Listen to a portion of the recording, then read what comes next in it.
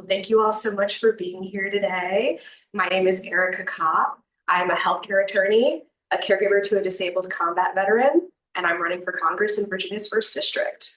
Some of the things that I stand for access and accountability through action. So one of the ways that we incorporate access into our campaign, as you can see with the cameras, we are doing this both in person as well as live streaming via Zoom. Additionally, we believe in access to other things like access to food. So I thank you all who have donated to the food drive that will be going to the Central Virginia Food Bank. Now, as it relates to action, there are a bunch of different components that comprise our campaign. One of the biggest forms of action that I believe in is creating a comprehensive universal healthcare system.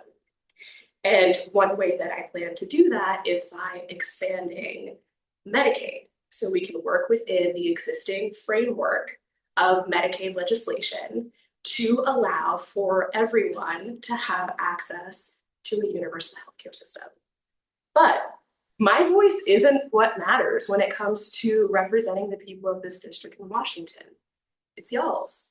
And so I want to hear from you all today what some of the things are that are important to you all, and we will find a way to incorporate them into our campaign platform.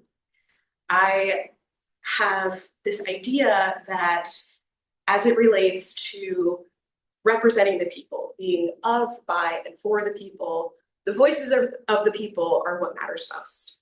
And so we have this board up here, and for all of the ideas that we have, we're going to make kind of a list, a flow chart, however we want to do it today, and we will find a way of incorporating them into our platform so that when elected to Washington, I will be able to represent what you all want and need. So, as far as healthcare,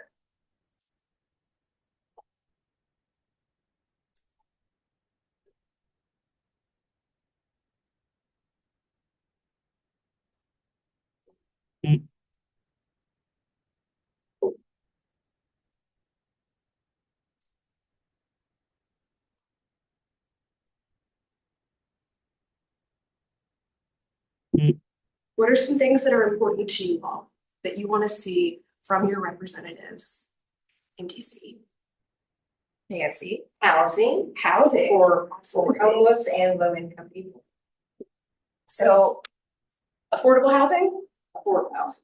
I don't know what that looks like, but housing for workers.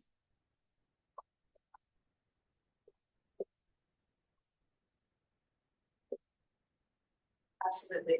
That is a huge concern.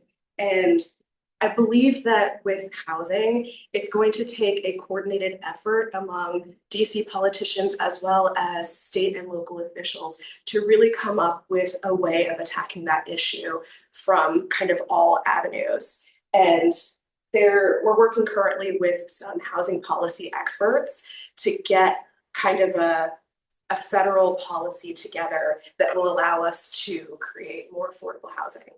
That's wonderful. Thank you for that. Heather. I've got two off the top of my head. Yeah. Under healthcare, I believe we need more doctors, right? Absolutely we do. To reverse whatever, who is doing that's preventing doctors from other countries, making it too expensive to come here or too undesirable in various ways, too much bigotry and racism and all that. And we're facing a shortage because of the pandemic too, right? And maybe even before that, there might have been one. So finding a way to make doctors more welcome here and also fast tracking them getting their MD so that they can do their thing.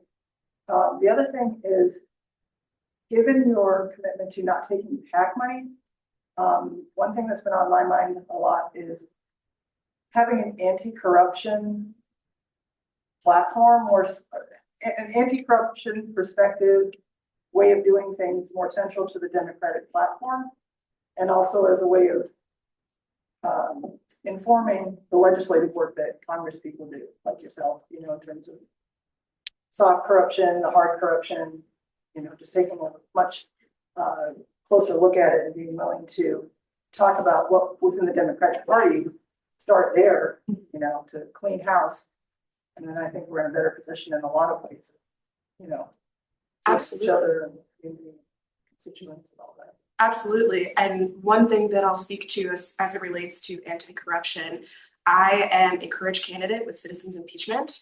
And so this organization is looking at and drafting policy that will provide for legislators to enact articles of impeachment against Donald Trump, as well as the rest of federal officials who have abused their power. And I firmly stand on filing those articles on day one in office. And it won't just be limited to the president. It will include all federal officials who have abused or misused their power, who have, you know, gone beyond what the law allows for them to do.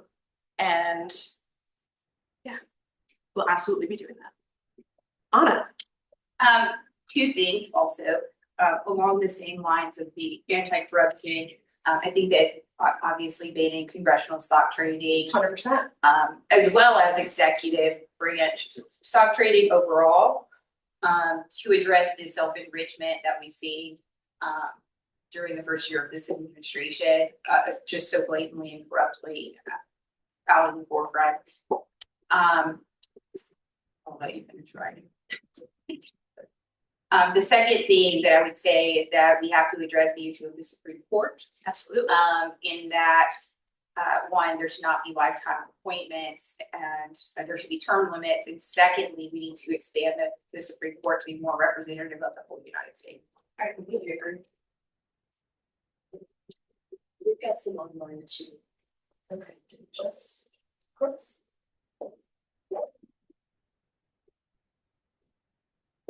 Oh, can I have one? Absolutely. Right. One of the things to address is like particularly healthcare and other things like getting good new ideas in affordable housing or people that are going to focus on corruption.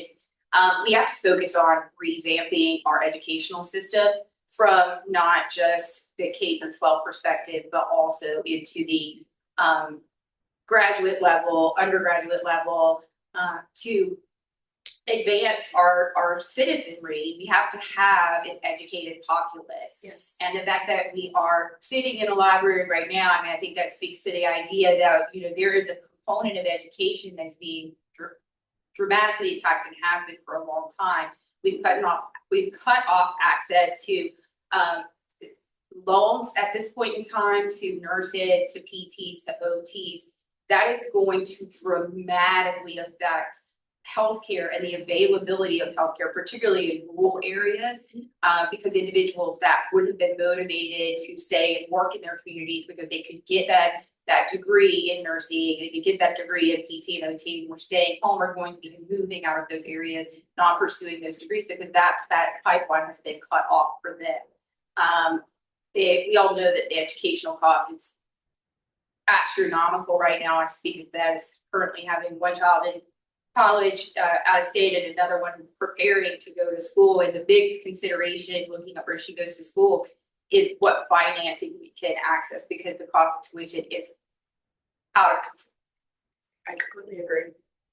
Let me write this down so that I don't forget.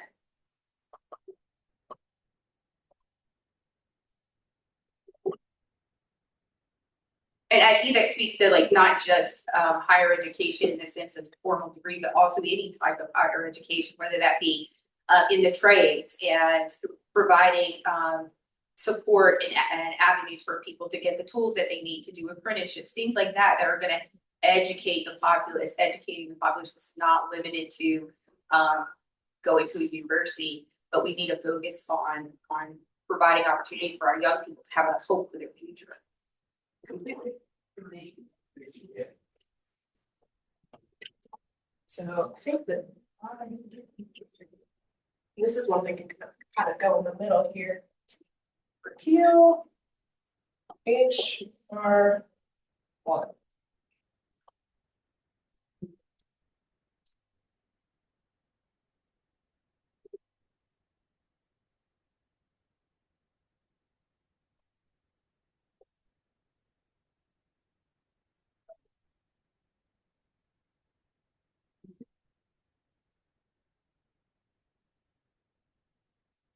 And I want to address a couple of points that you made on it. Thank you for all of that. That's all really good information. As it relates to banning stock trading, both for members of Congress and for executive officials, I fully support that with my whole chest. And not only am I just talking about it, but something that both my husband and I did is before I announced my run for Congress, we liquidated our stock portfolio. So we entirely divested our money from the stock market, and we will not take on stocks before I am in office or while I'm in office. And I agree that that absolutely has to be the case, not just for members of Congress, but also for executive officials. There should not be anyone that is in public service to the people of this country that are enriching themselves. And absolutely, absolutely yes, as to term limits and expansion of the Supreme Court. At this point, we have more districts, more judicial districts than we have Supreme Court justices. And I think we absolutely should expand so that there is at least one SCOTUS justice per circuit. So one of the Zoom users said an educated voter is a well-informed voter. Yes. So I also wanted to just double back, because I don't think I told you that Jimmy Whitney said hi, Ericka. Hi. Of luck to you. Hi, Jimmy. Thank you so much. Bill liked a lot of what you said and mentioned that a quick transition would be to renewable energy. Yes.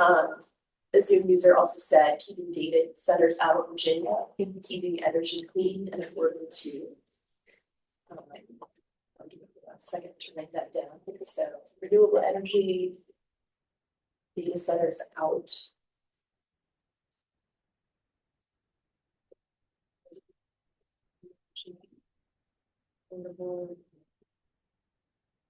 Affordable and accessible childcare. Oh, absolutely. While also acknowledging we need better pay for child care workers. Let's just add that to educators.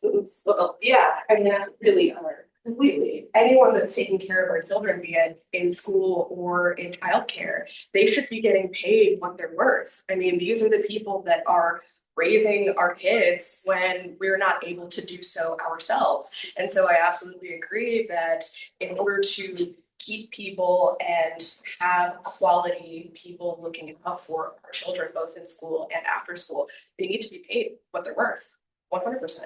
And I'll go one further. I also believe that we need to raise the minimum wage, because minimum wage hasn't been raised since 2009.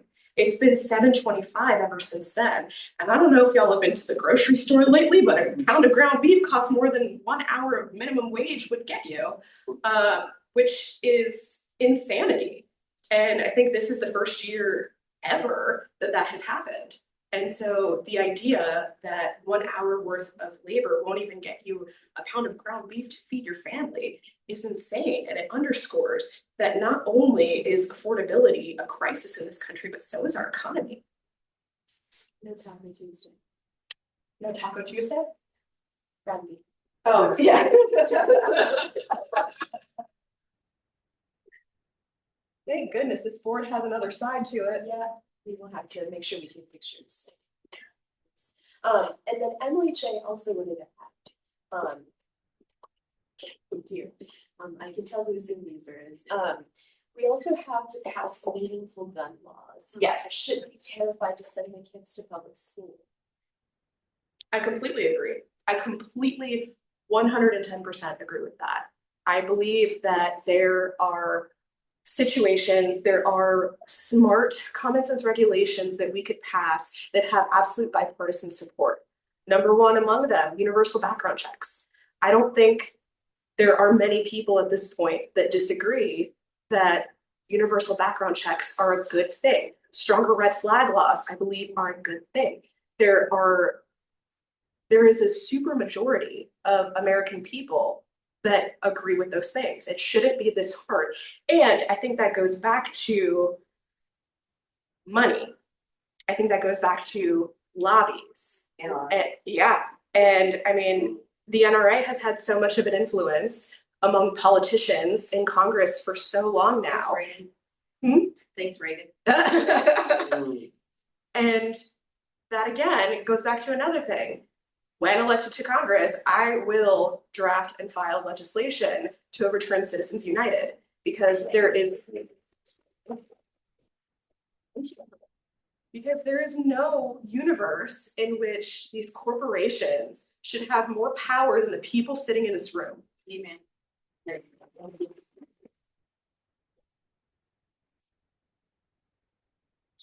asked if we have thoughts on term limits and ways to avoid let me make sure I get this right, oligarchy, sure, but the US economy. I have a solution for term limits. Yeah, let's hear it. So get this, the people that are in Congress right now, they're not gonna vote for term limits because it's just not in their best interest. Mhm. So what you do is you make term limits only when someone retired. Then, so let the people stay in until they, whatever, and then the new people are subject to term limits. That, I think Congress should go for that, because Interesting. they're safe, Yeah, you know, that's what they care about for the most part, so, not that you would. that is an interesting concept, and I think that there's something that we can do with that. Or even an age limit. Or not. Age limit. An age limit, yeah, let me just address that real quick, because an upper age limit is something that I absolutely believe in. There is no universe, I think, that we should have 85-year-old people running this country. I mean, we are not a gerontocracy. We are not a country ruled by old people. And we should not have these folks who have nothing in common with an 18-year-old voter representing us. Realistically, what does an 85-year-old man have in common with an 18-year-old woman? Not much. No. Not much at all. I think that there are ways to address like the institutional knowledge that would be lost if we, I think I agree with age limits, but I think there is a value to people that have served in positions and been there for a long time. And so I think that there's a way to structure the exit out of serving actively and mentoring up a new generation. Now, I guess you would have to guard against all of the, old ways of doing things coming in, but I think there are opportunities for individuals that still want to serve, but just not hold office to provide that institutional, like, who knew about discharge petitions so much until this very year? Right. When 3 have happened. It's just not an area that a lot of people know about. And so I absolutely respect, my elders, I'm to some, their elders, but I think there's a way to value the institutional knowledge while also keeping the service active. If that makes sense. Yeah. I wonder how in practice that would look, but I'm sure that there would be a way that we could accommodate something like that. And I mean, thinking about it in terms of, say, for example, judges in Virginia, there is an age at which the judge turns a certain age and then they have to retire. And I don't see why we couldn't have something like that in our federal system for our elected officials. I mean, I don't know about y'all, but I have seen Mitch McConnell get frozen in front of the camera or, fall, and bless his heart, but my goodness, the man is 83 years old. And I think that if we had a situation, even if we had an 80-year age limit for elected officials, that would still remove Chuck Grassley, who is 91, Mitch McConnell at 83. Yes, Bernie Sanders at 83 years old would also go. But I mean, we are not a country that should be ruled by these people that have lost touch with the reality that faces each of us here on the ground every day. Yeah, I think there's an element about it where you have these people that are making laws about AI and things, for example, are contemplating that for technology that they will never see. Right. And it makes That'd be a no hard sense. sell, though. But That'd be a hard sell, though. I think that with the wave of progressive candidates that are happening, coming into campaigns across the country, I think that there's room for it. Oh, I think there should be. I just don't know if I just don't know realistically though. Well, especially like the baby boom, you know, baby boomers, we make up a huge number of voters, so maybe in 10 more years, we're all gone and. Well, I guess we're not all.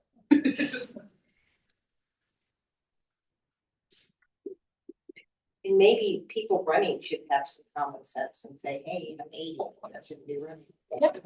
And It's over now. No. absolutely, absolutely. And I think if these people who are over the age of 80 had to go and campaign and, you know, go out and talk to people and not have the support of these organizations that are dumping hundreds of thousands, if not more, dollars into their campaign, I think that a lot of that would weed itself out. So I do think that a lot of that comes back to the issue of money and Citizens United.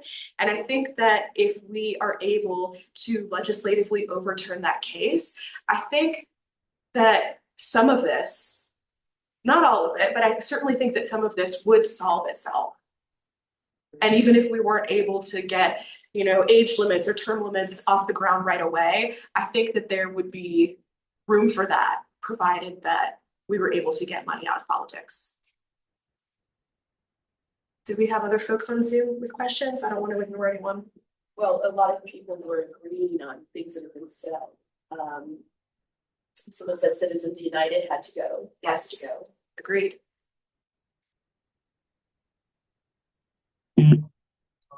Someone brought up establishment Democrats and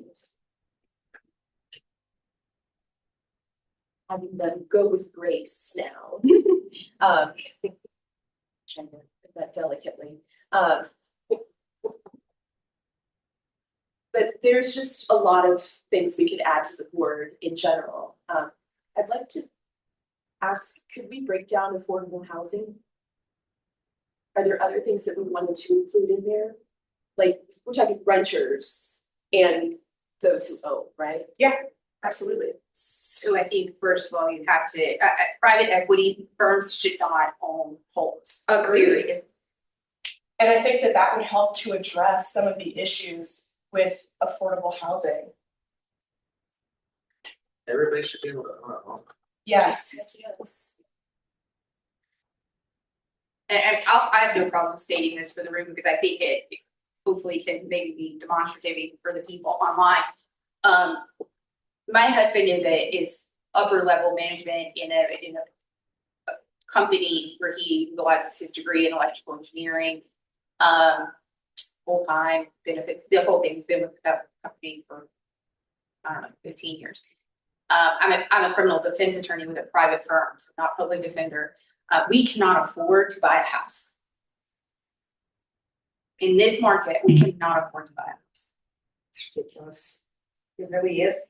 But you know, I think the big thing is that going back to the boomers and the next generations, we bought houses at with such a good interest rate, we're not willing to give them up. Exactly. I think they have to, and I was a mortgage underwriter for Freddie Mac, that was my job before I retired. And so I mean, I know a lot about home lending, and I swear I don't see how any young people are gonna be able to afford a house. It's just, I don't see an answer to it. Well, and I I think just don't. for us, I think it's people having to prioritize and make decisions about the necessities in their lives. So for example, for us, we are choosing to support our kids in their education and their goals in that. And so that for us, we're sacrificing equity in a home to Right. do that. But the reason we have to do that is because higher education is so expensive that even with amazing, and my son had an amazing scholarship, but it's not covering half the cost of each year. And so they limit now the federal student loans that you can take in. So even he to try to take that debt onto himself, he couldn't take that debt onto himself. He didn't have any credit because he just graduated from high school. And so then what happened? It put the burden back onto the parent to either get a parent loan or to sign onto your kid's loan, which makes you responsible for that loan. And so what they're essentially doing by making school more expensive, making housing more expensive is they're putting us in a place where we're perpetually in debt. And we're having to make decisions. We work all day, we work, we do all of these things. My husband is a service member, and yet here we are in this crunch between trying to achieve maybe what was the American dream. What are we supposed to dream of now? And that brings up a good point too, not just with now student loans being capped and the inability for people to purchase a home because of all of these other costs coming from each and every direction, but the cost of higher education, in particular public education. I went to a public university and I still had to take out an inordinate amount of loans that I'm still paying off now, 11 years after graduating. And I really do think that not just community colleges, but public colleges and universities, those should be free to the taxpayer. And I think that with introducing at least one new source of revenue into the economy by declassifying cannabis from the federal schedule, I think that we could get income, or rather revenue, from taxes through taxing cannabis and use some of that revenue to pay for public colleges and universities and tuition. Yes, Heather. And yeah, to your point about taxes, because this is a huge issue of wealth inequality. Yes. So tax reform would be another thing Mhm. I would love to see on the board. Closing all the loopholes for corporations, defund billionaires, that's my position. I know it's not everybody's, but I'm. No, I agree with you completely. There should not be millionaires. Like that, to me, I mean, maybe this is a simplistic way of talking about it or looking at it, but I see, to me, that seems like the source of a lot of revenue streams. If people are, if millionaires and billionaires are paying their fair share of taxes. Yeah, Yes, I absolutely agree with you. 110%.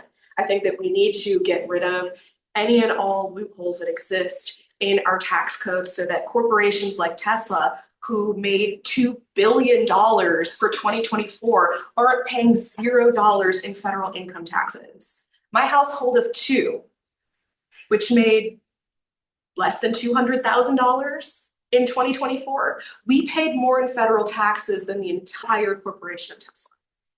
In no world should that happen.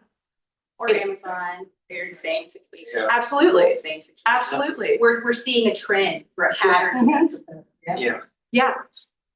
And I agree with you. I think we need to tax the rich.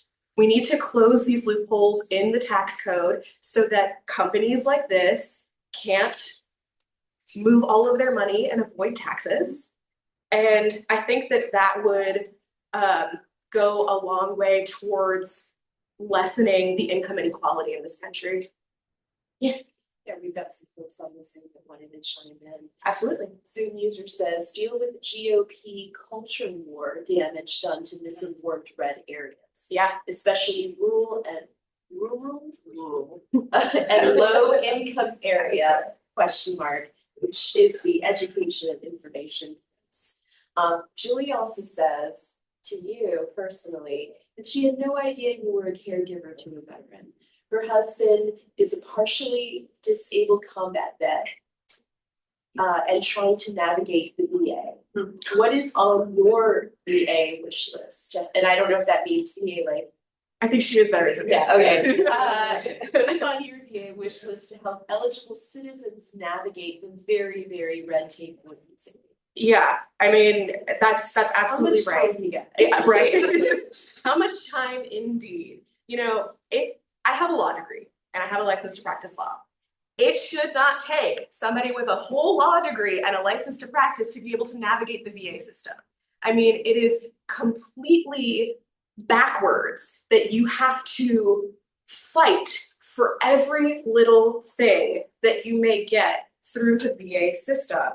The amount of red tape that exists is astronomical, and it seems as though they want you to apply for things, deny you, and then put the burden on you to fight them for benefits that you've earned. And that should not happen.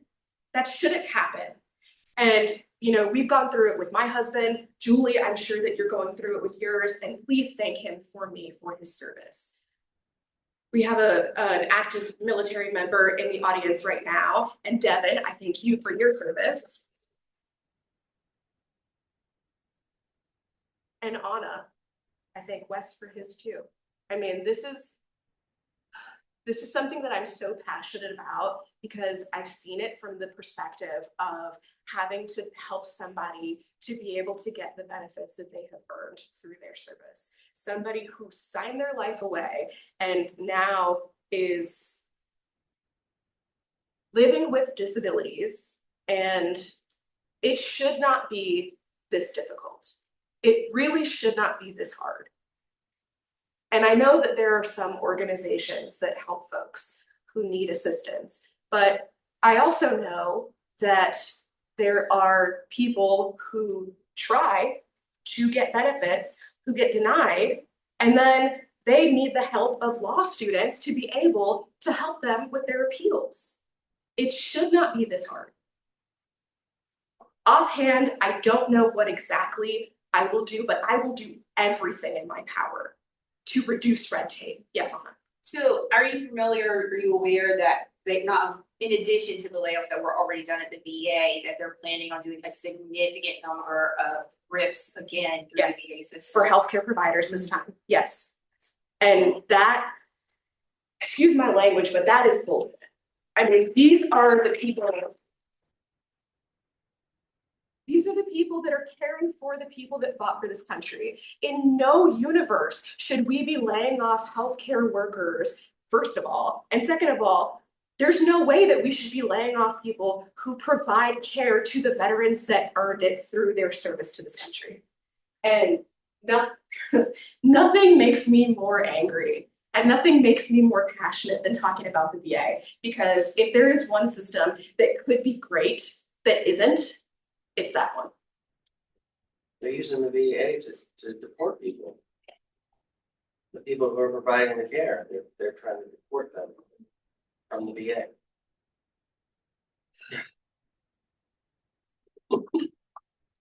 Slip that word. Yeah.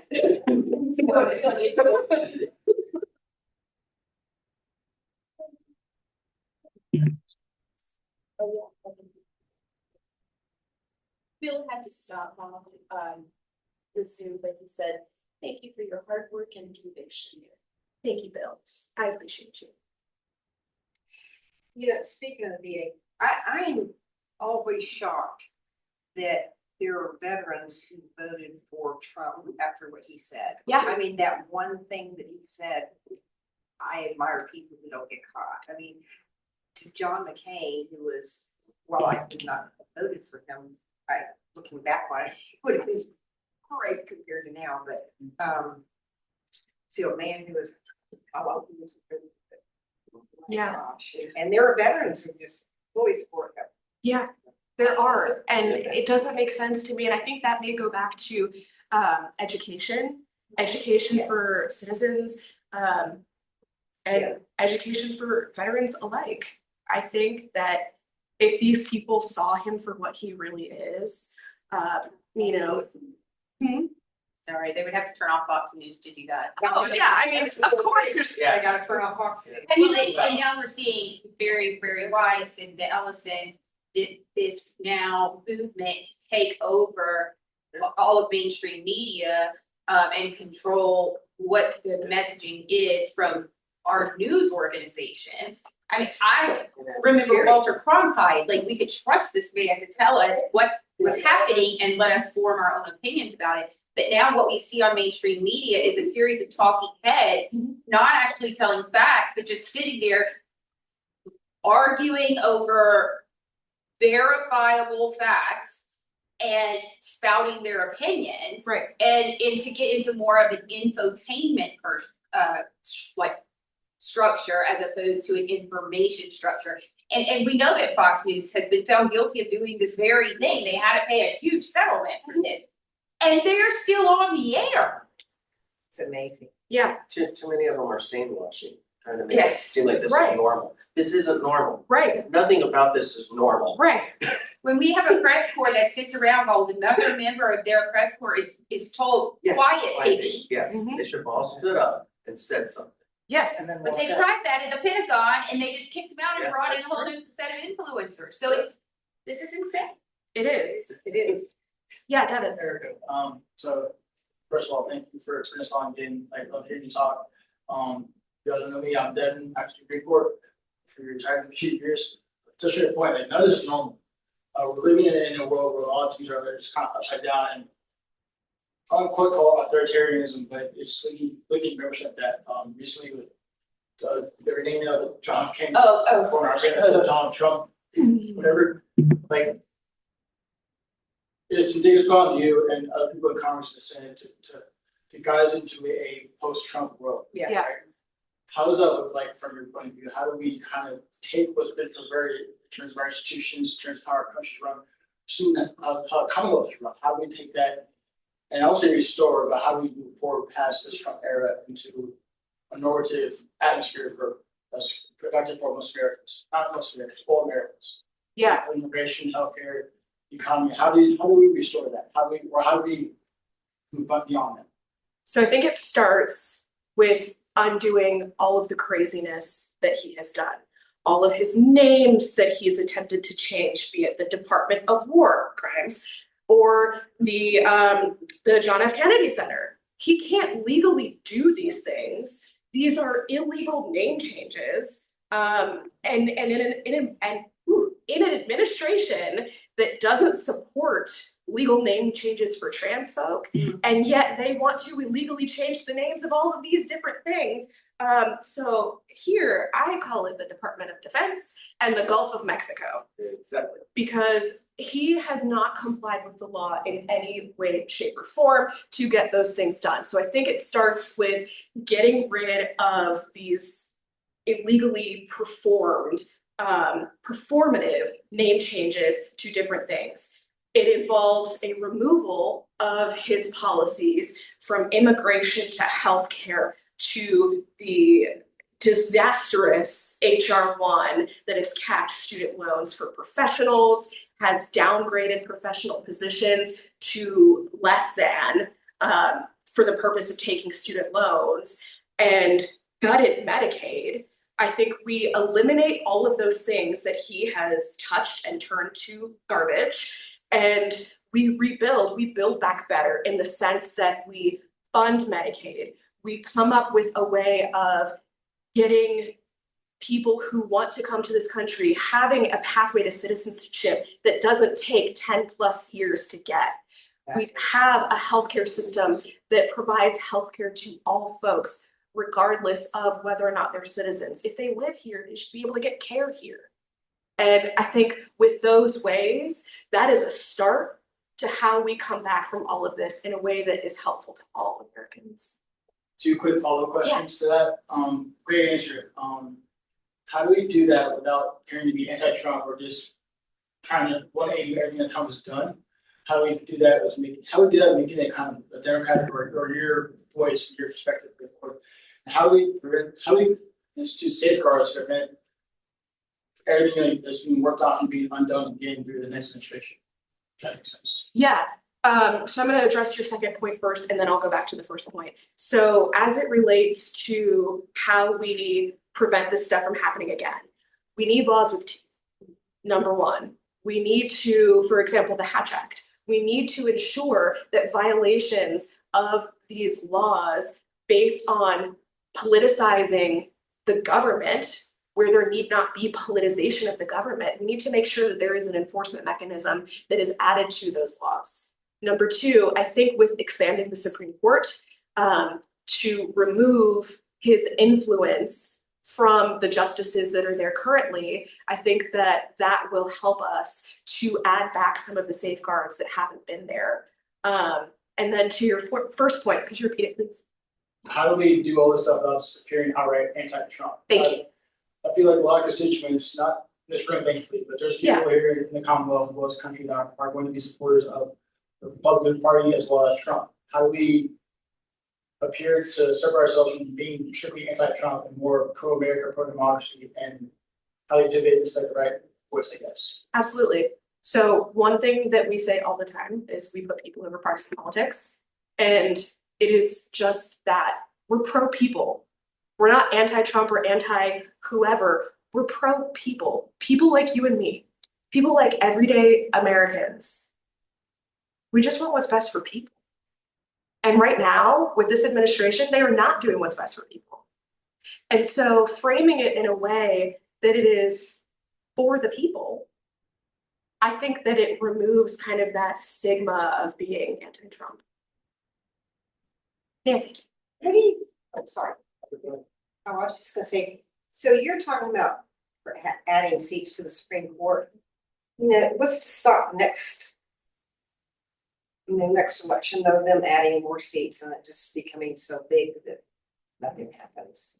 I think that's a little bit of a concern that I would have, although I don't like the way it's going. It's terrible, but I don't think you can just keep adding seats, though. No, I don't know. In theory, I don't think there would be anything stopping them. However, I think that if there were a law to be enacted to say that the amount of seats on the Supreme Court is proportional to the amount of circuits in the United States. So we have 13 circuits, judicial circuits. Mm-hmm. And so if there was a law that said that the amount of Supreme Court justices shall be proportional to the amount of judicial circuits that we have, that would prevent the next administration from coming and saying, well, last year they did it, so we're going to now expand the court. No. There's this law that says that you can only have as many justices as you have districts or circuits, rather. And so I think that that could be a way that we do that. And I'm going to add that to this side.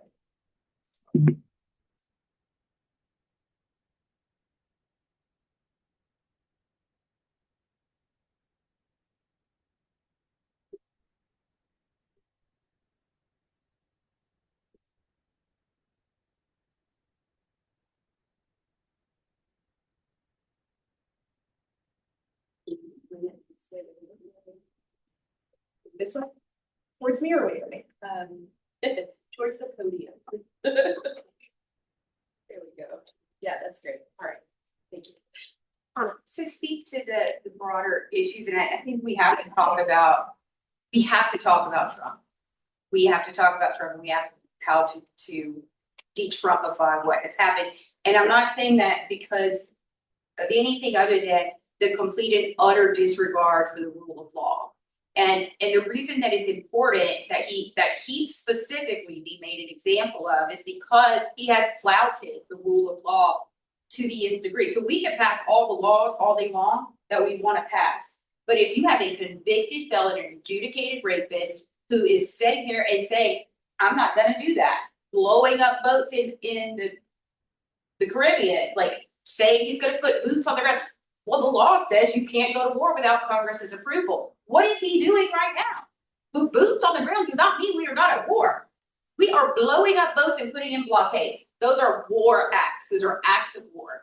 And until we deal with the fact that we do, in fact, have an authoritarian dictator in office who has said, and it has been confirmed by his chief of staff, Susie Wiles, in the Vanity Fair article, that he will do what he wants to do, period. He is not a president. A president represents all people. Regardless, we should not hear the president as the president referring to red and blue states. They are states, and you're withholding FEMA money. So he is a specific problem. And I don't think a large part of the former Republican Party is on board with that. They need, actually, it's a great opportunity for an enterprising Republican to take the lead and move their party outside of this madness, but they're choosing not to do that. We have a feckless Congress for that very reason, because every single one of them, when they were sworn in, said their job was to support the president's policies. That's not their job. Separation of powers needs to be more concretized in our law.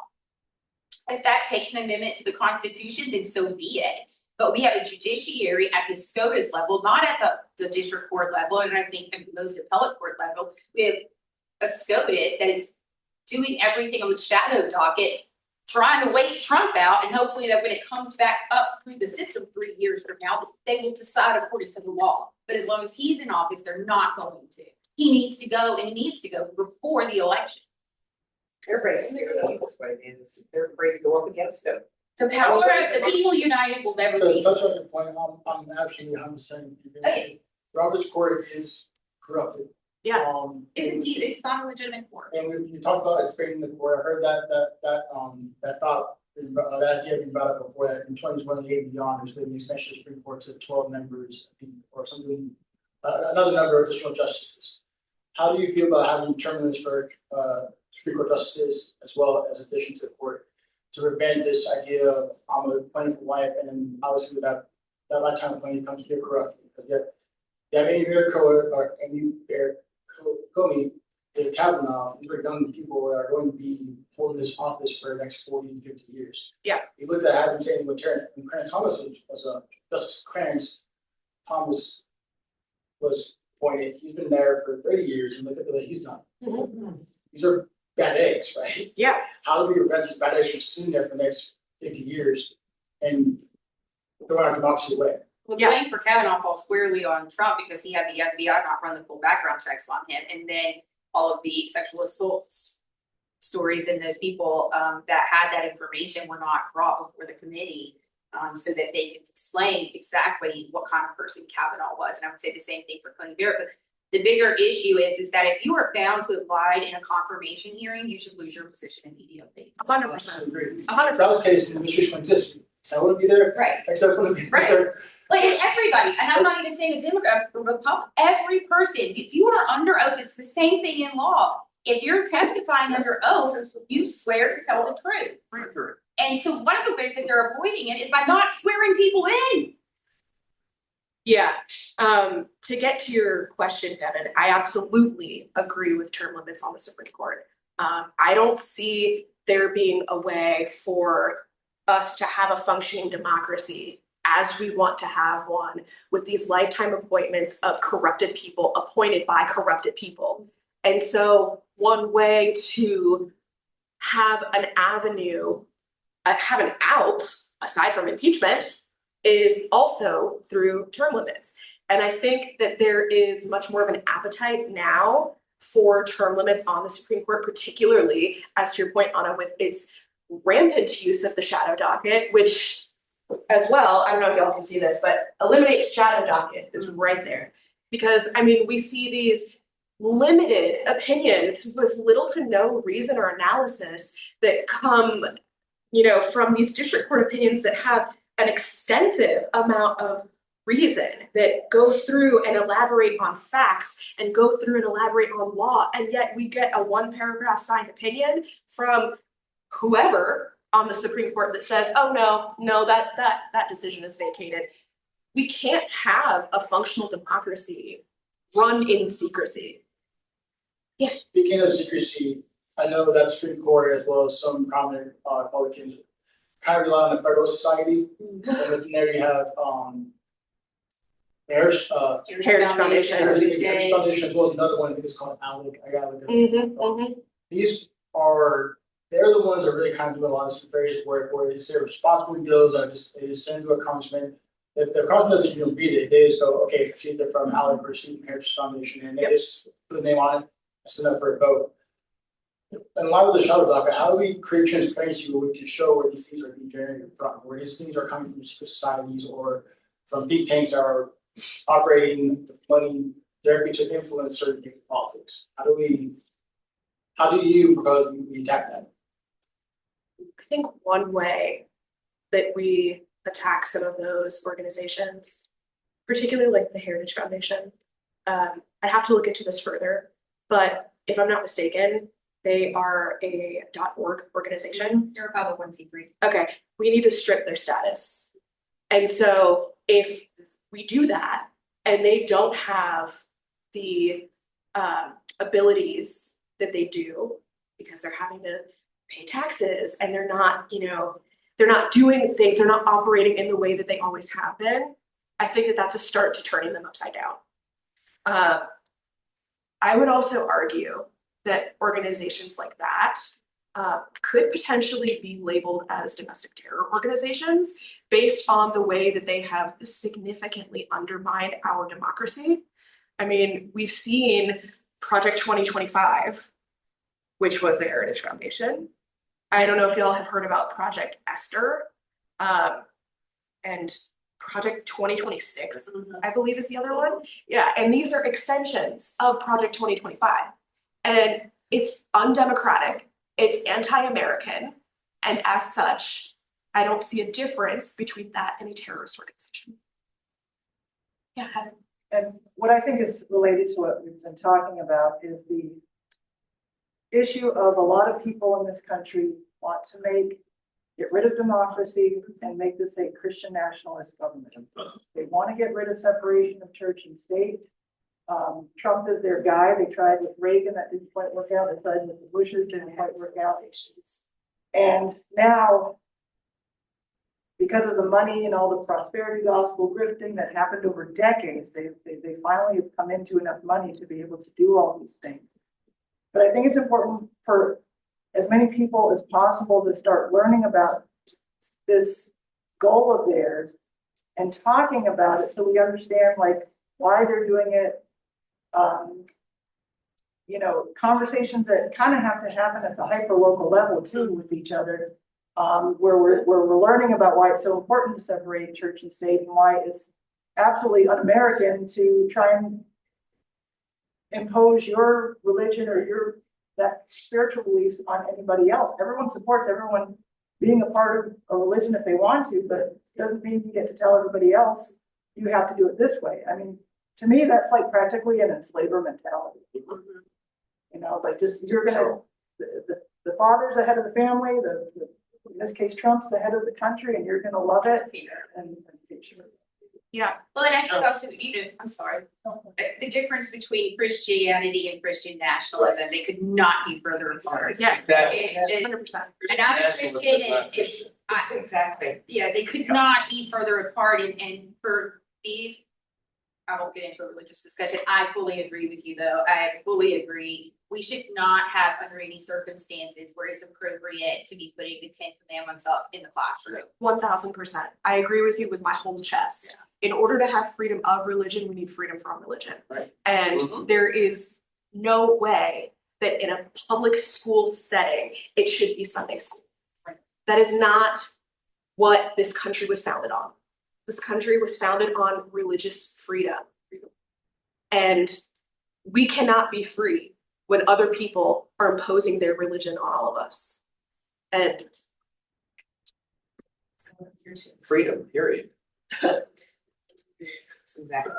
We've got some insights from the chat too. Just some, but you should continue your thoughts, sorry.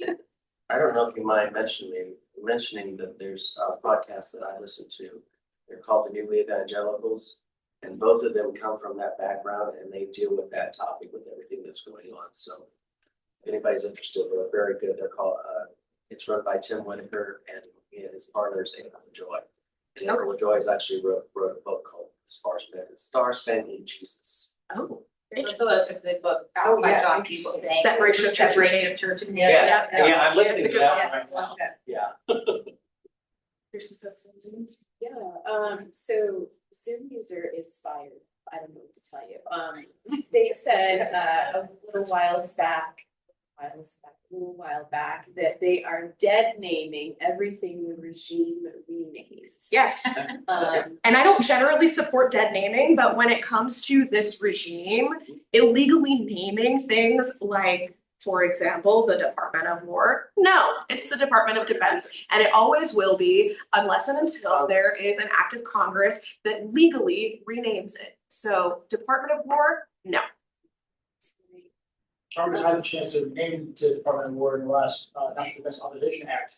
They specifically made it Department of Defense. Yeah. Yeah. So even then, the Congress has spoken and said, no, we're not changing the name.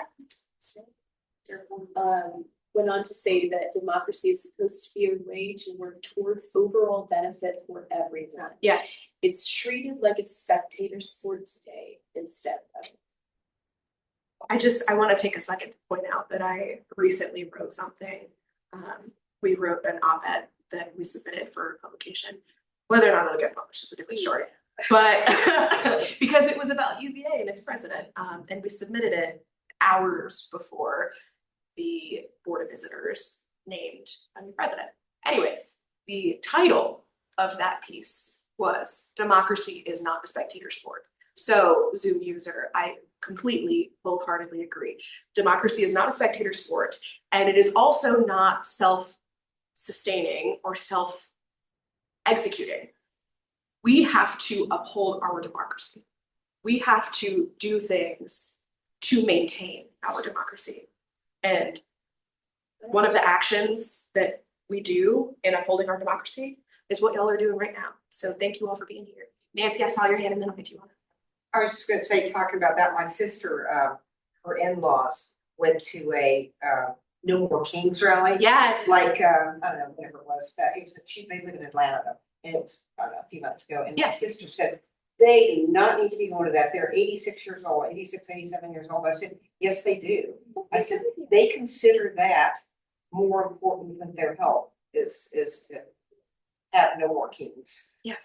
We need people, or we need people to realize how important it is for us to be involved. Yeah. I don't know how that conversation can happen, but I mean, I talk to people at work and I'm like, why are you not engaged like you need to be? Yeah. This is important. And I don't know, but there's such a disconnect.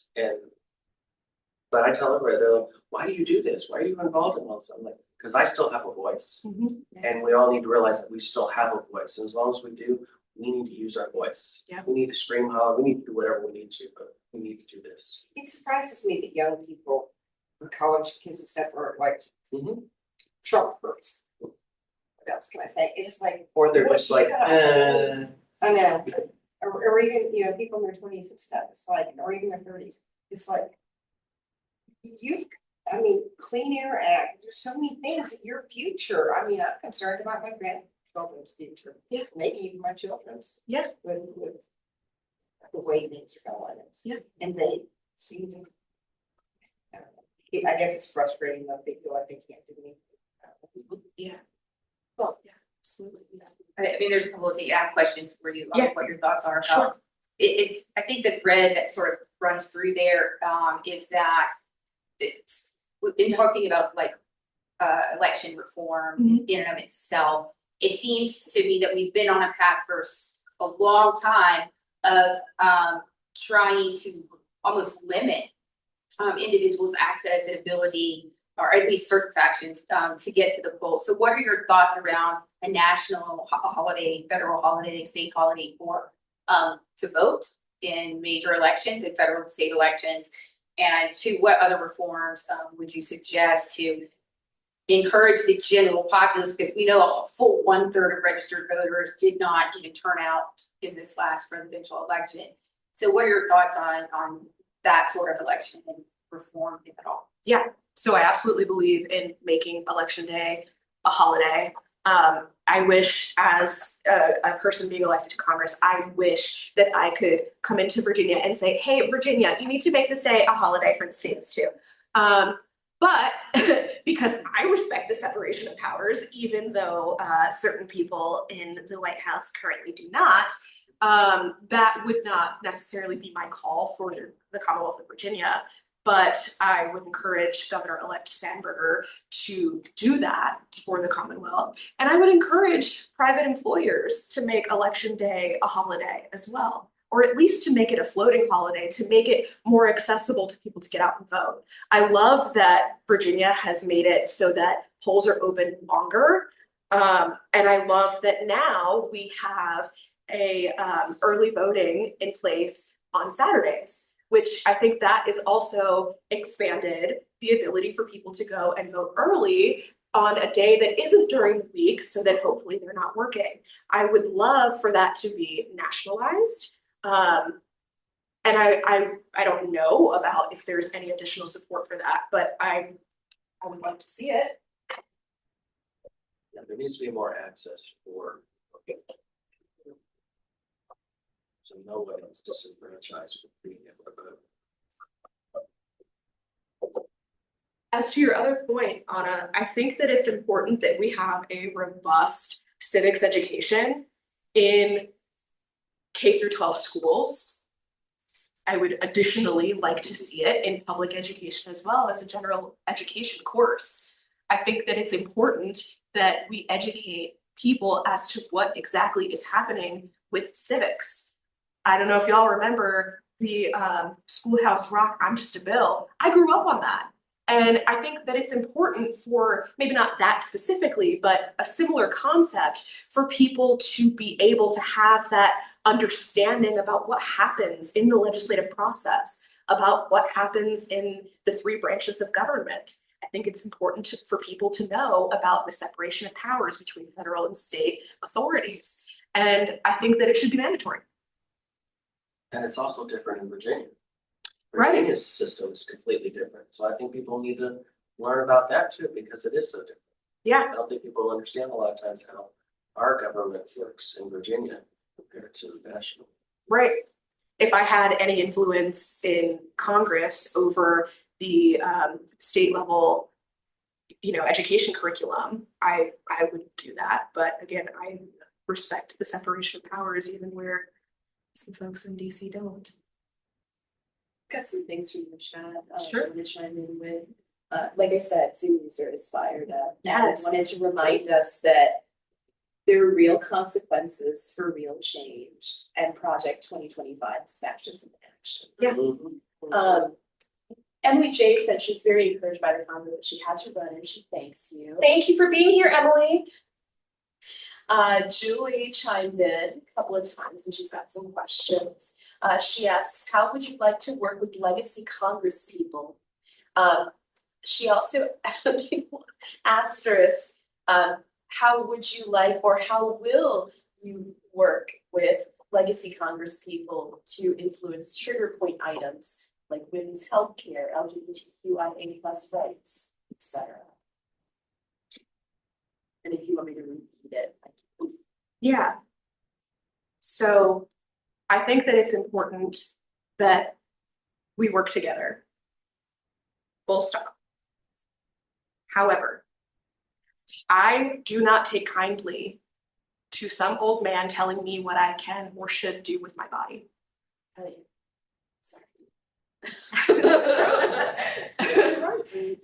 And as a member of the LGBTQ+ community, I think it's also important to recognize that we have our own bodily autonomy. That we have just as much of a right to be in any space as any person who is heterosexual. Yes, you got a lot of Yes. going here. Great. Yeah. And as it relates to healthcare too, trans healthcare is healthcare, point blank, period. Yes. And so the idea that a politician can get between a person and their provider is nonsensical. It's an artificial barrier to access, not unlike the artificial barriers to education that we've seen in other contexts, like reducing or capping the amount of student loans that people can access.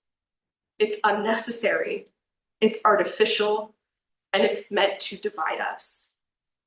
And it shouldn't be there. Sorry, what'd you say? Nobody should have to fight for their medical active, whatever they need medically.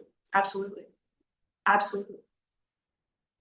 Why are people so opposed to everybody having, or having national health care? I don't get that. I don't either, because I mean, Susan is one of my colleagues at work and we represent healthcare providers. And so I have talked to doctors, I've talked to nurses, I've talked to folks, and they would prefer to have a single payer healthcare system. And I think we all would too. There's no middleman coming in between us and our care. It's covered, it's paid for. And I think providers prefer it too, because they don't have to deal with all the unnecessary paperwork and extra BS that's put upon them by insurance companies. I guess you have to ask like who benefits, right? Right. I know. Yeah. Well, people say, oh, it's socialism. We have social programs. We're already Yeah. social. Streetlights. What about the schools? Yeah. It's only because it started back whenever we paid school taxes. With healthcare, it didn't start out that way. I think that's the problem. Right. To get people, and granted, our taxes would be higher, but you don't have to worry about being bankrupt if you happen to something happens. Ultimately, it's cheaper. Yes, It It's is. been proven People that don't. our country would save money by Right. giving us all healthcare. Right. Absolutely. 100%. That was Go to the Everybody would be doctor. healthier. Go to Yeah. the doctor instead of being scared that it's gonna cost you too much money. No, you shouldn't have to fear going into the doctor and they tell you you've got to have such and such done, and then you wonder, well, how am I gonna pay for this? right.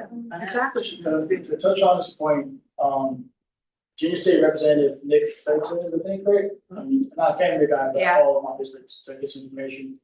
A lot of people believe that universal healthcare is socialism, or that it's going to go to the wrong people, quote unquote. I don't believe in this at all. But how do we counter that narrative that one, it's a sin of entity to provide healthcare to anybody that's in the United States? And how do we reinforce the truth, which is that a single payer system is actually cheaper than a host of different insurers who are lobbying to get more money or even worse than that. Someone having insurance then be denied because pre-existing condition or some red tape or some fine line that denies a claim. That happens all too often. How do we counter that narrative and show the way that this country should run as a first world country is universal healthcare? Yeah. It's still the only country in the nation that has as high as GDP we have, as much political promise, as much geopolitical influence that lacks comprehensive health. Yeah. I mean, to your point, we are the only developed nation in the entire world that does not have a universal healthcare system. And there's really no reason for it because we're also consistently labeled the richest country in the entire world. And to your point as well, we have the highest GDP of healthcare in the entire world. And yet our healthcare outcomes are among the worst. Maternal mortality is a huge issue. Not only that, we have issues with red tape through insurance companies where you can need to be in the hospital for 4 days like I was in July with a bulging disc in my neck, and my insurance company tells me, oh, it wasn't medically necessary because all you had was a headache. No, there should be no situation where we're denied the opportunity to have our care paid for even when we have insurance. You're incentivized to deny care. They absolutely because are. that increases profits to the shareholders. Yeah, it helps their bottom They're line. a for-profit industry. Yeah. And that is the problem. Problem. Healthcare and prisons should not be for profit, period. Absolutely. I completely agree. I completely agree. And so I think to counter these false equivalencies of socialism and it somehow being the boogeyman, I think we look at other social programs too and say like, oh, well, you like having paved roads? Socialism. Your taxes pay for it. You like having streetlights so that there aren't accidents at major intersections? Socialism. Your taxes pay for it. And I think if we draw comparisons, libraries. You like having a library? I mean, maybe Nick Fuentes might not, I don't know. But there are plenty of beneficial programs that are socialist programs that help us all because that's what they do. Well, if the senators and the Congress people, they're actively engaging in a socialistic healthcare program. Their whole 72% of their health insurance is paid for by the taxpayers. Even the Not- military. Yes, not to mention the fact that they get a $79 a day stipend for food. And yet we are sitting here freaking out about this socialist, SNAP benefits program where they're getting less than $6 a day. Yeah. The people in Congress, and you can speak to this, like how would you address that with your peers? It's like you are taking advantage of programs you want to prove for your citizenry and the people that you're supposed to represent. I think we have to point it out. We have to point out the hypocrisy at every point along the way, because you're right. Like, there are people in Congress who benefit from certain things, and yet they want to take away the benefit that they receive for other people. Rob Whitman is an example of that. When he was growing up, he was on Medicaid, and yet he voted to gut Medicaid with his vote on HR 1. And so it's hypocritical to the max. And every time we see it, we need to be calling it out. Because if we do, and others see that, oh, they're saying one thing and doing another, it looks horribly on them. And it also goes to say, well, why would they do that? And then it goes back to money. It always goes back to money. And if you follow the money and see who's donating to people like that, you find the answer. Speaking of money Yeah. and transparency here in Congress and as well as Senate, it's no secret that a lot of people like Rob and I'm not sure they get the exact net worth, right? But they'll go into Congress, they'll meet your personal value, right? They'll come out to get an MTG, for example, right? Came in there with like $45,000 in net worth and thinking with several million. I'm sure Rob has accrued wealth as well. How do you as a future congresswoman go into Congress and lobby for transparency or a limit into how people can do inside trading or how they can amass vast forces of personal wealth by being in position of power such as Congress? Yeah, I don't believe that there is a situation in which members of Congress should be allowed to trade stocks, period, point blank, end of story. And I don't know if you'd gotten here yet when I mentioned this, but before I announced my candidacy for Congress, we divested completely of our stock portfolio. And so we will not be trading any stocks. They just have their spouse do it. Oh, he got rid of his. I didn't have any, he got rid of his and They'd have to do that, spouses and yeah, Family members. yeah. right. I'm And not sure how easy that would be. If they're working in the White House, like. Yeah. yeah, yeah. And I think there should be restrictions on it for executive officials as well, because we've seen the president on Truth Social and, you know, now is a good time to buy. I think that was exactly his words. And you should not allow that as a nation. How could this have happened when he became president? Well, I'll leave my opinions about that to the side. Yeah. How do you deal with if somebody, when we're talking about universal health care, and they mention like England, how their system isn't working very well, or Canada, how their system isn't working very well? How do you counteract that to say that we should have it when they're saying, well, these other countries have it, but it's not very good? I would ask them what they mean about what does not very good mean, what is not working well mean. Like people are waiting too long to get treated. Canadians love it. That happens here. too. That happens here. That happens here. I mean, I know somebody, and I know that you could speak to this more from your own personal experience, and I'll turn it over to you in just a second. But I know somebody who was told, like, hey, you can either have surgery, you know, this week, or it'll be 8 months from now. I know with my own dentist, it took a year and a half for me to be able to get a cleaning. Yeah. So it's already happening here. And do you want to add? It's happening here. So another problem is that just accessing primary care is a huge problem in this country. You know, medical school is so outrageously expensive, having just paid off my student loans myself, that Congratulations. it's okay. It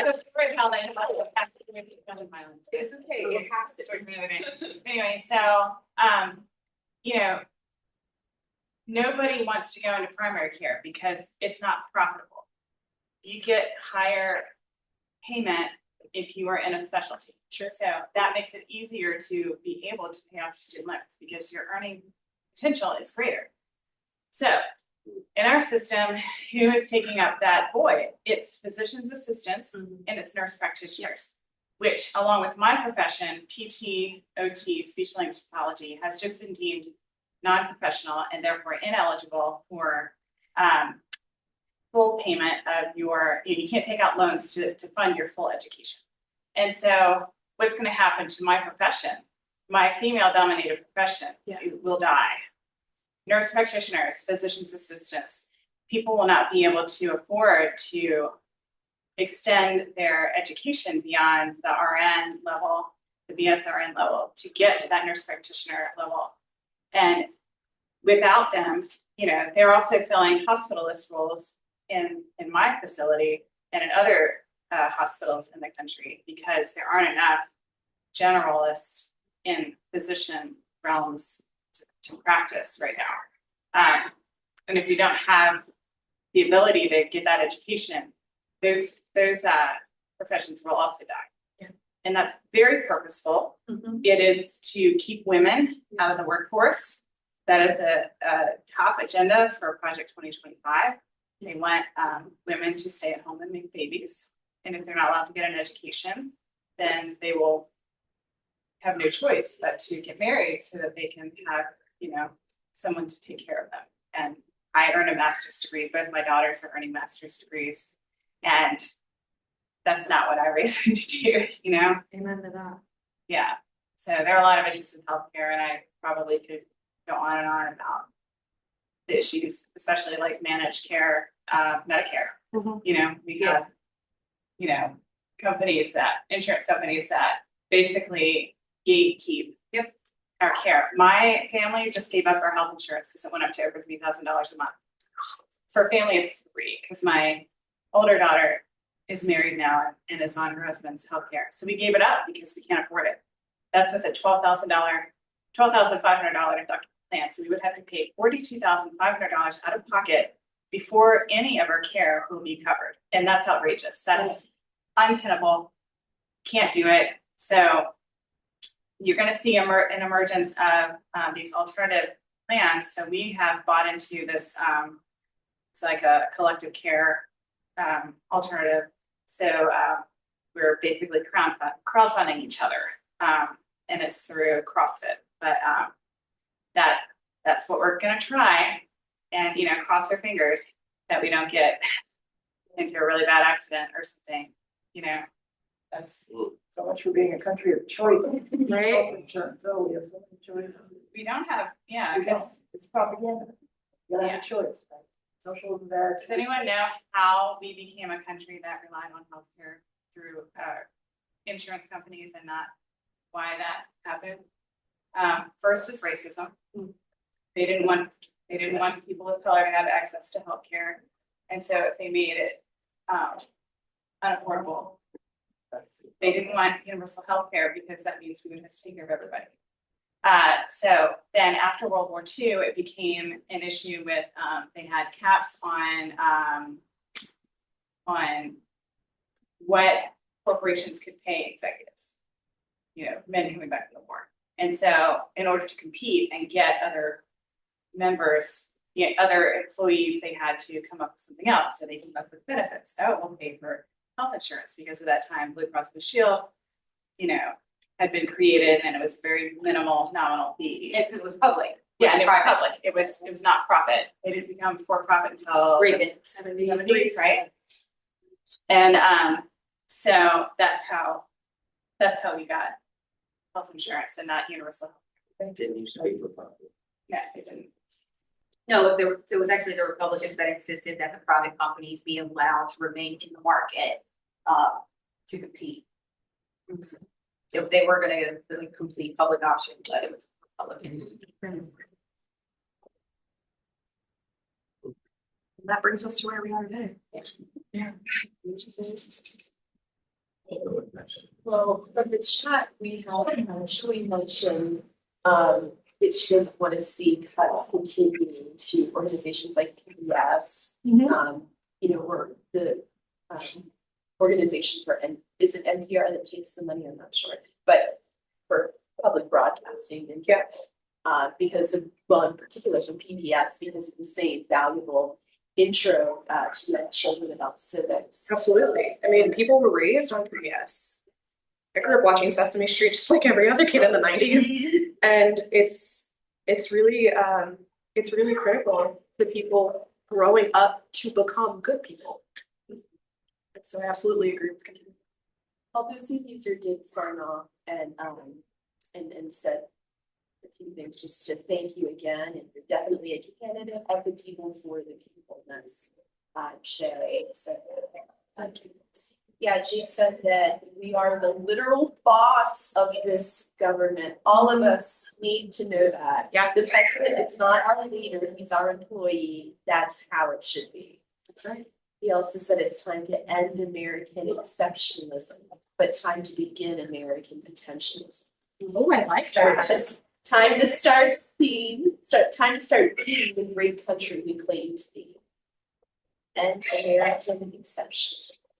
Begin American potentialism. Yeah, and Julie added, universal health care is flawed, but medical bankruptcy is virtually non-existent in specifically both Canada and the UK. Yeah, and I think that's another way that we can point to these real problems that people have in the United States is that we're only one medical emergency away from bankruptcy. And a universal healthcare system would solve that piece of it.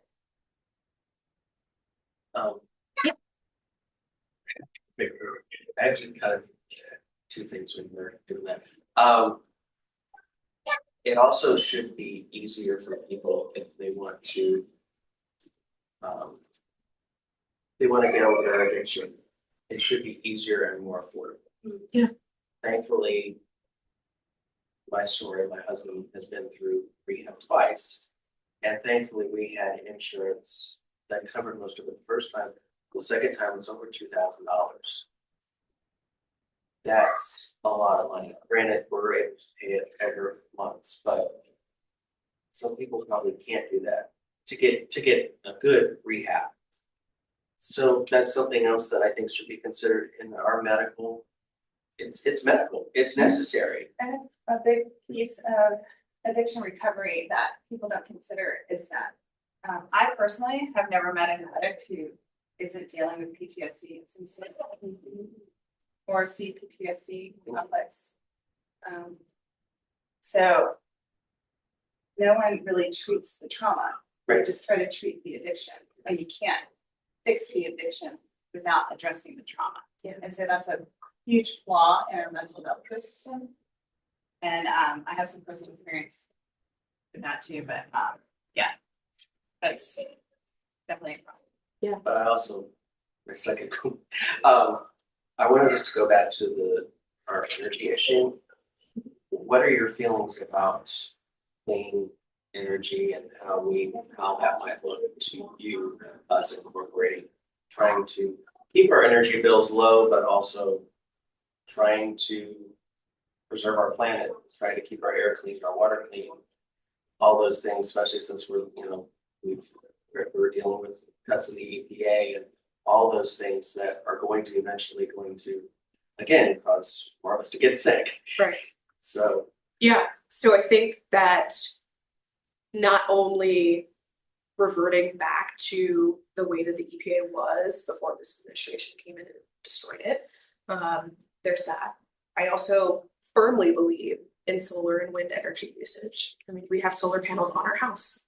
And so that is something that's very important to me. I think that we should be able to harness these natural renewable resources to be used for powering American energy. I don't think that we should rely on coal. I don't think we should rely on oil. We just all put it out there. There is no such thing as clean coal. No, There's absolutely no no. such thing as clean coal. That is made up phrase. Yeah. Yeah, well, and we know that there are a lot of made up phrases that this administration uses, but yes, I completely agree with that. There is no such thing as clean coal.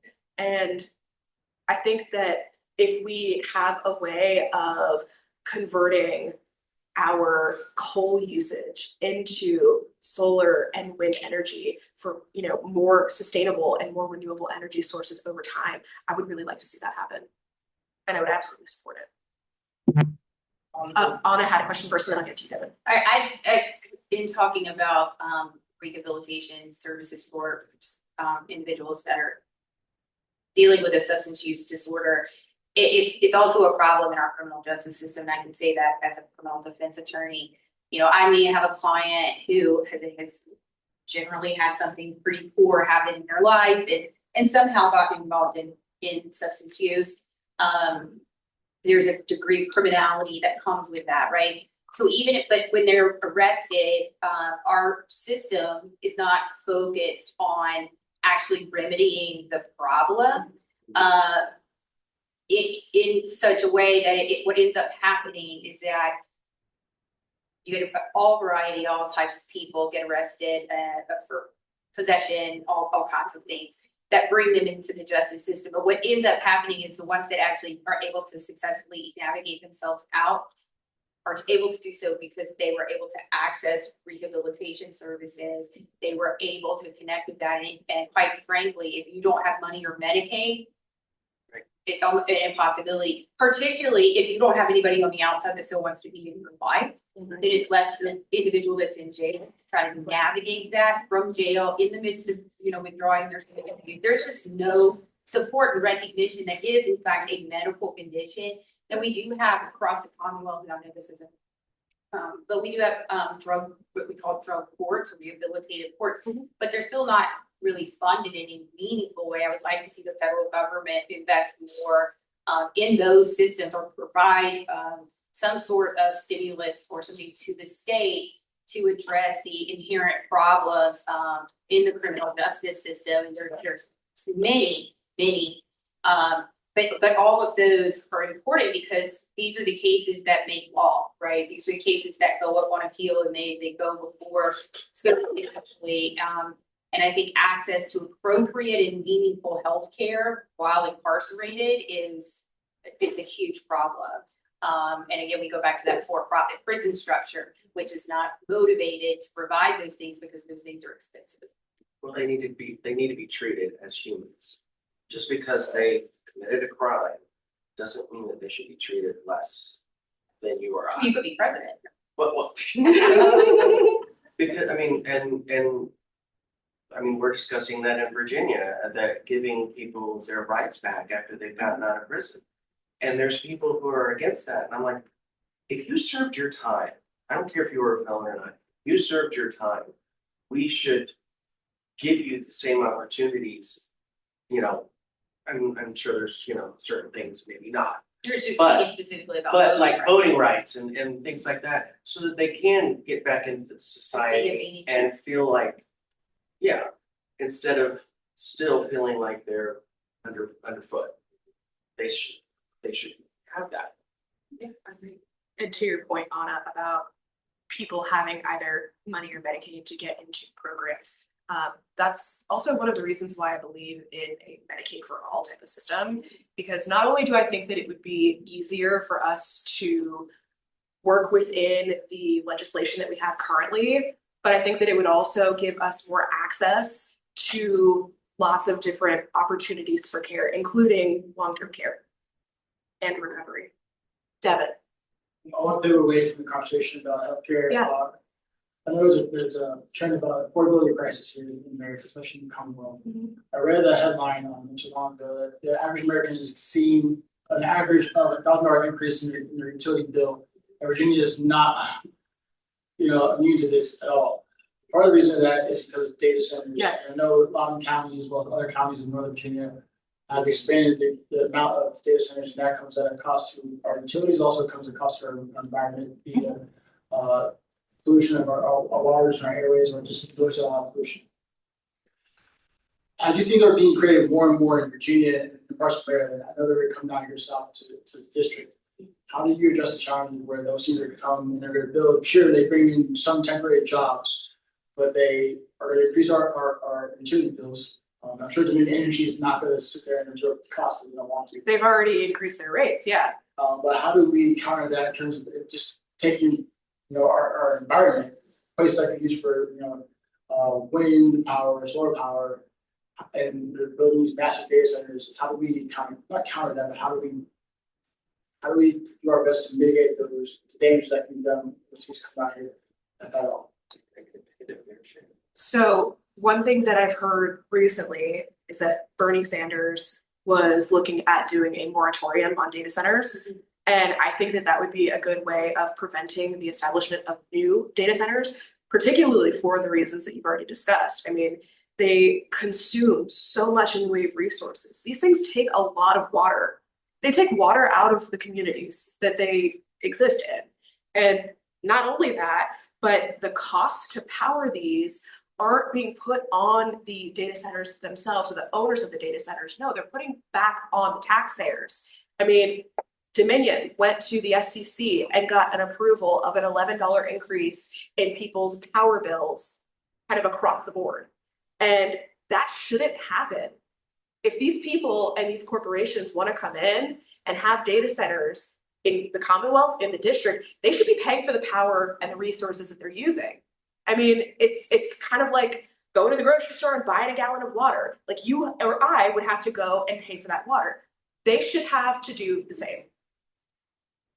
Have you had any opportunity to research like the closed loop cooling systems that could be required to be implemented on AI data centers, which would keep the water that they are using contained and self-filtrating into the system, much like many other ordinance or activities have had to do. But secondly, also an idea that one of the reasons they're requiring so much water is to regulate temperature, right? Well, what they're doing is they're placing these data centers in non-temperate climates to take advantage of tax breaks in those areas. And so if we removed those federal incentives, or, and I know this wouldn't be you, but state incentives to build in harsh, arid deserts or things that are going to require a massive amount of cooling simply because their upfront cost is less to establish that data center.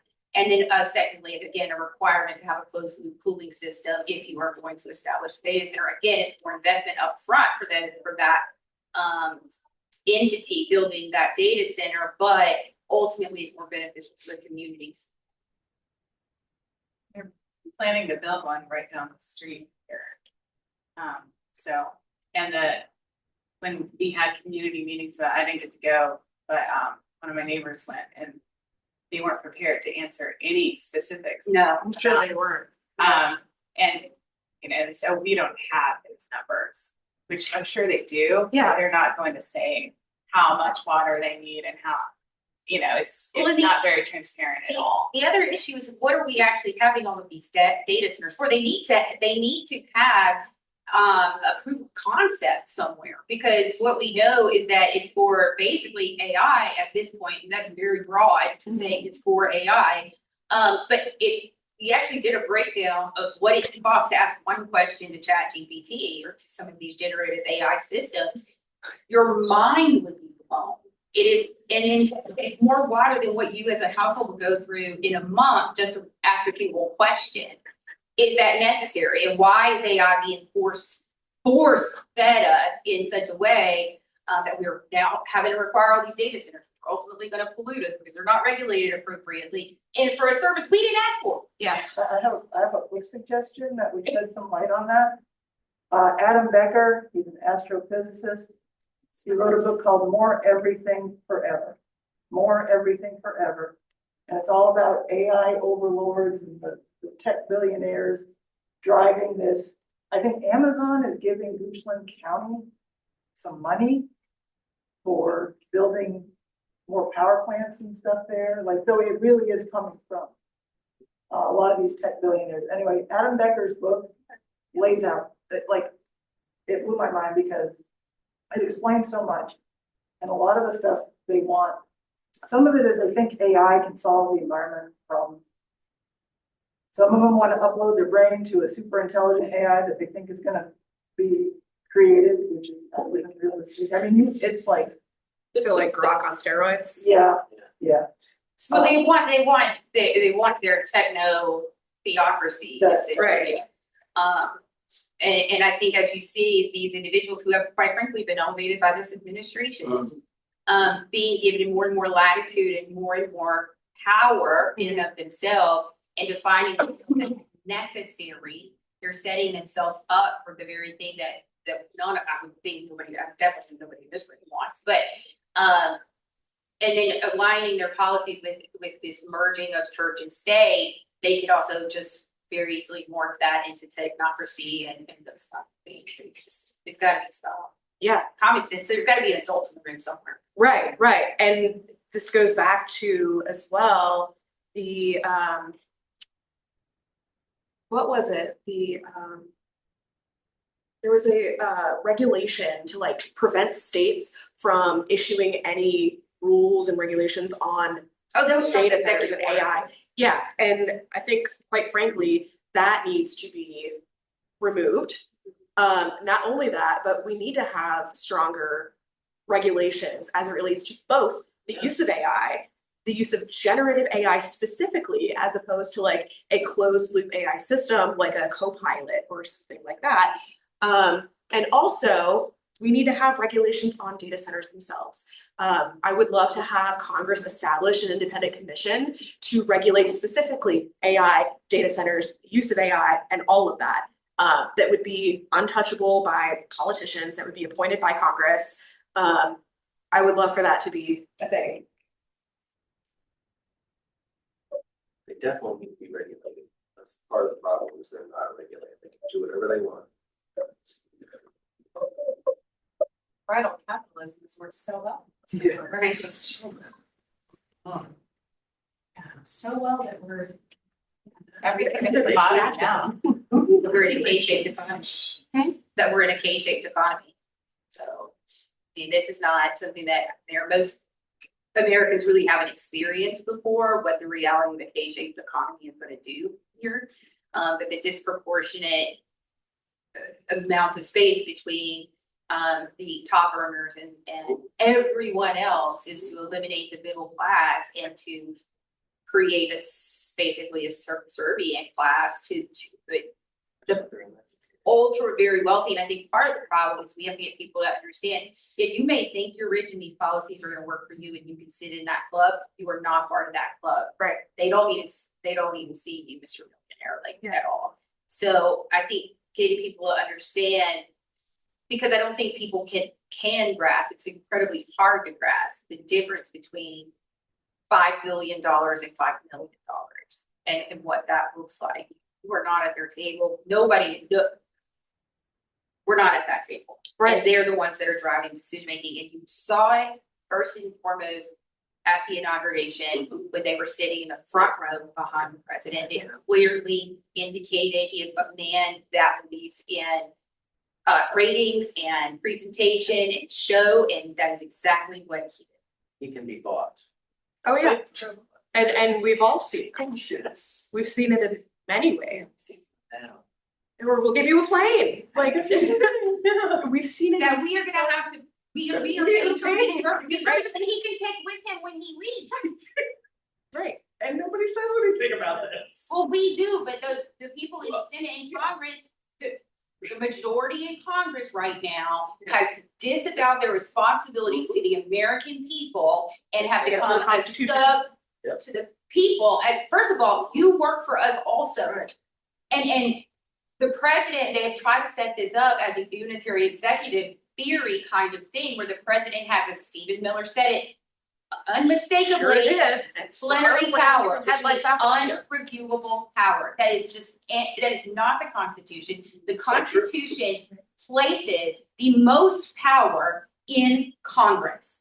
And the reason why we know that it does, and so the reason I think we need someone like Ericka Kopp in that position is because she understands the duty to the Constitution, not only as a lawyer, but also as a citizen and using her voice to fight for other people. But we, the people, have the power. So much so, the Constitution tells us that if the president vetoes a law that Congress passes, Congress still maintains the authority. That means the people still maintain the authority to overrule it. That is what they are attacking. That fundamental role of the people involved in the government, because the people, in the form of Congress, can impeach sitting justices. They can impeach the president, and they can override a president's veto, and they write the laws. And so that was designed. While the power of the purse remains with Congress, is because it is our money. It's our money. I did not vote to send $40 billion to Argentina when I walk out of the door and go down the street and there are 15 homeless people in my community just within 2 miles of my house. and we can't have healthcare. So that's why we need people like Ericka in office. We need to amplify her voice and continue to support her, because I have known her for a very long time. We were battle tested in law school together, and you know, some of the times it's what you do when nobody's watching. And I've seen Ericka's integrity in situations where others may have failed, and I fully believe that she is the right voice at the right time for this community. Yeah. Thank you.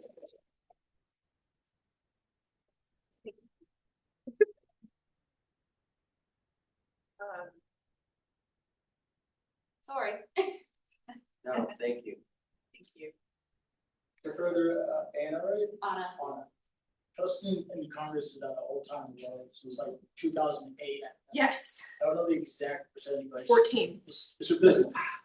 And as previously mentioned, like, Congress has advocated most of its responsibility to the American public, to the executive office. Executive office already demonstrated that they don't give a shit. Right. Yeah. They're gonna do whatever works, intentionally in a mob style mentality of how politics should not be run. Yeah. How does Ericka Kopp, future Congresswoman representing VA District 1, restore confidence in Congress to the American people, and how does Ericka Kopp once again also make sure that like we hold the executive officer accountable for immoral acts or illegal acts? I think to answer both of those questions in a word, courage. It takes the courage to stand up and say, this is bullshit and we need to do something about it. We don't need these spineless Republicans or these spineless corporate Dems who are sitting in Congress and both playing a different page of the same playbook. We need people who aren't politicians to stand up and say, this is wrong and I'm gonna do something about it. And we need someone to have courage to say, yes, I will file articles of impeachment against Donald Trump for up to and including treason, tyranny, obstruction of justice. Not only him, but I will file articles of impeachment against, among others, Pam Bondi for obstruction of justice, for Kristi Noem for domestic terrorism, among other things. And for each and every person down the line, for everything that they've done. Emil Bovey for lying to Congress in his confirmation hearing. Every person all the way down the line that has done something to abuse their power, to reduce the safety of our people, and to lie to us under the guise of helping us. They need to go. They need to go. And I am not the only person who believes this. There is an entire coalition of candidates just like me who are ready to do just these things. And when all of us are elected, all of these articles of impeachment are already ready to go.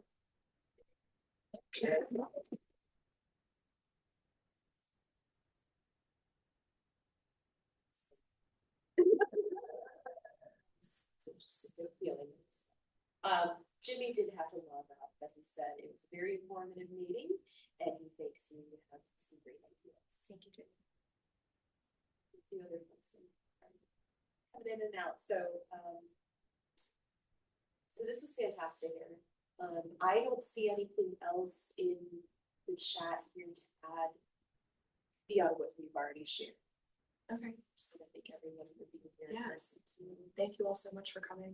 I really, really appreciate y'all. We have a little more time if anyone wants to ask any more questions or address any comments or concerns or democracy demands. Yes, Heather. I have a quick idea. Yeah. I ran across an article recently talking about how much money is flowing to the Pentagon for contractors Yeah. who are just fleecing it. Mm-hmm.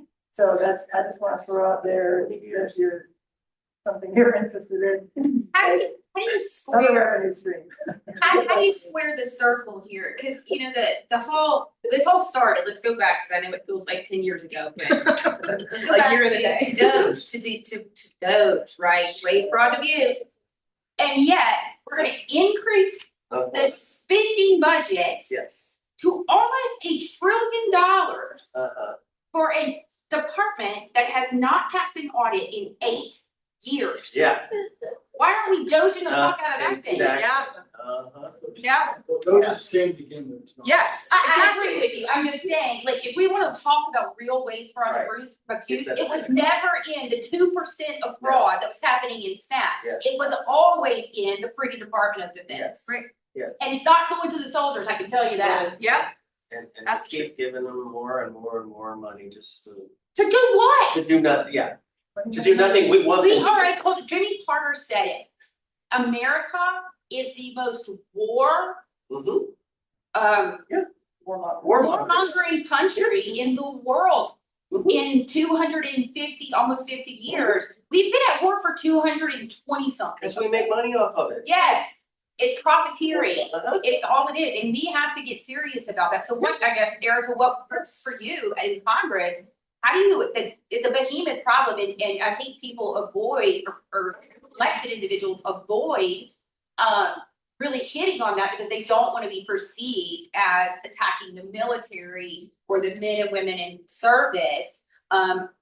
Or maybe they're getting paid by private, I don't know. But how do you address that? How do you, that's a big elephant to eat. How do you do that? yeah. Well, I mean, first of all, I want to point out that I have deep respect and admiration for anyone that puts on the uniform to serve Except the Texas. country. Yes. I mean, my husband did it in Afghanistan, first of all. And second, I think that we need to have a reckoning as not just the American people, but as the section of the government that holds the power of the purse. We need to have a reckoning with all of these different facts. We need to understand that the way that the DoD has been run for such a long time is not the way that it should be.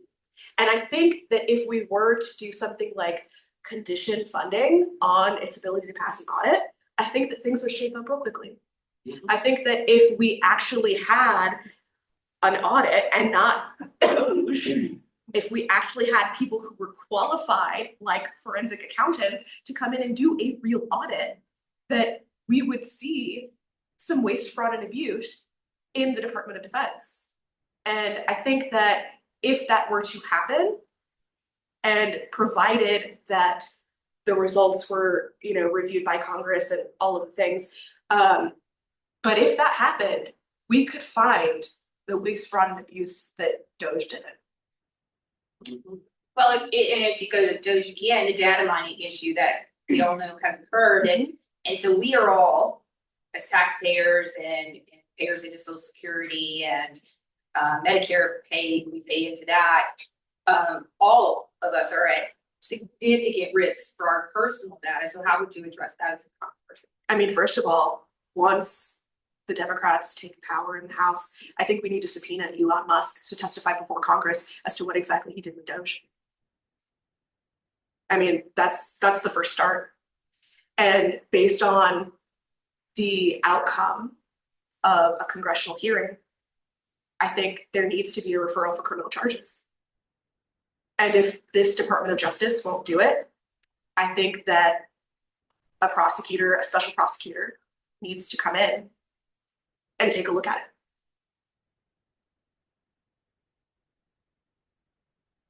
I've got a few more minutes left if anyone has any other points. I'll just make a point that like, in terms of like Pentagon spending and misappropriation of funds, take a look at all the counties in Northern Virginia and I'll just roll when you win. It's straight from appropriations to contractors to subcontractors who are going to be paid $100 million to develop whatever project, whatever one system, with a 10%, kicker to them, right? That's how everyone has those big mansions and clean. We need to fix that. Hell, you go to Fort Belvoir and look around, like you'll see very nice homes. Yeah. I'm sure people are very, like, they work very hard to earn, but once again, that's what the job is. Are they a service member? No, they're a contractor. Mhm. Got out as a colonel or general, knows a guy that, hey, he guns forward, and here's, by the way, here's $2 million. Yeah. Here's an annuity of several $100,000 to make sure the money keeps flowing from here. And once again, back at the positive side, there's a guy in some office that's making sure that those numbers look good so that every year they can go back and ask for more money top woman, Mhm. because we had to defend ourselves against China or the Russians or. Sorry, I get a lot passionate because I spent about 200 years in Marine Corps, Please, yeah. and I feel as if it's very obvious, I won't call it the grit, right, but the machine is trained to do this stuff, not for defense, not for the protection of the nation, but to reassure people. Off the backs of regular, everyday Americans and Virginians that actually believe in patriotism, actually believe in serving their country and doing the right thing. While using soldiers as a prop so that they can continue to get away with it. So, And I think we have to be real, not just with ourselves, but as a nation. We need to know, because it's our money, to your point, Anna, we need to know where our money is going. We need transparency, and Congress should get it. They have the ability to do that. They have the ability to pull back the purse strings. They should know where our money is going.